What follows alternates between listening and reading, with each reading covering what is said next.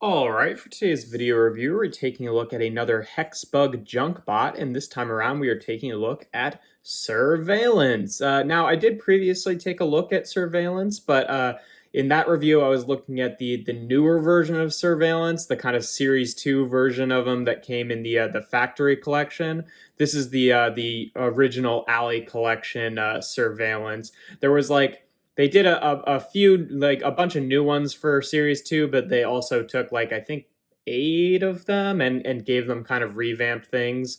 They happen to be like the 8 characters that show up in the little like web series for JunkBots, and Sir Veillance is one of those characters. So yeah, this is I'm doing this a little bit backwards, but this is the original Sir Veillance in his weird lanky mode, and you know he's okay. This robot has grown on me a lot. It's not like super spectacular. Like before, he's got the little CCTV like security camera thing as his body there, and a little walkie-talkie for his head. This time in yellow. Well, originally in yellow, the other one's in orange, and then the rest are just kind of generic machine parts that make up his limbs. So he's all right. He's got this like weird part that I haven't seen before that is just this like floppy piece, and they want you to put it like this, but like I mean, oh, okay, there you go, stand corrected. You can get him to stand like that, but you know, if you get any weight on that side, he just folds under the weight. Whereas if you have it rotated the other way, then you know it's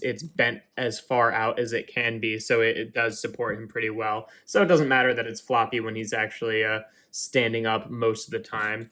Here's his little instruction sheet that show his full build there and all the parts and how they're supposed to be oriented. See, it's got that piece the other way around, which just doesn't make him stand in most scenarios, but otherwise cool. Just to get this out of the way, here he is with the Factory Collection Sir Veillance, just so you can see what the two of them look like, and some of the changes they made. Obviously, some of the parts are cast in different plastic. This piece is green instead of gray. This is orange instead of yellow, and same with the antenna on the back. Then build-wise, he's got 2 of the same legs, though one of them is in a different spot, and then he's got this spiral leg, whereas he doesn't have the floppy piece anymore, and then they've just kind of extended out his arms a little bit, but otherwise pretty much the same. In terms of other comparisons, here he is with a G1 Minibot and a Core Class Transformer.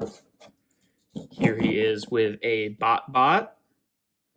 And here he is with Jack Static, the original Jack Static with the original Sir Veillance.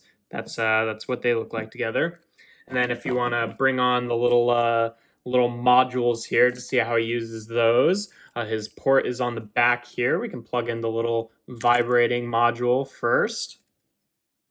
I'm not sure what this is going to do to his floppy leg. It might be okay. Yeah.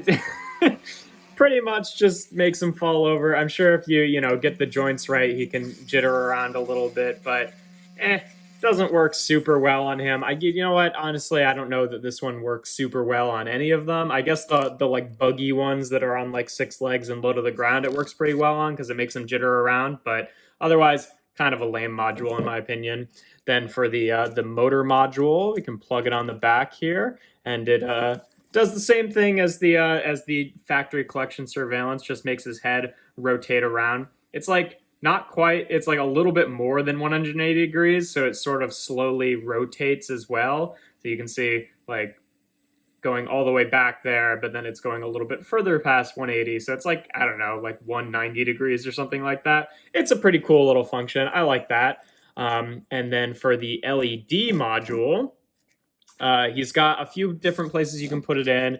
He's got a piece on the side here and then 2 on the bottom. The only way you can really put it on the ones on the top to illuminate these 2 screens is to take out his little antennas here, or one of them. I guess the one on the left doesn't have a port to go all the way through. And then there's really no way to get this screen fully illuminated, but either way, we can plug one in each of the available screens for now.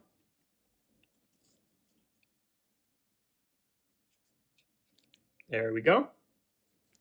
You can turn that on and we can see, let's get the light off.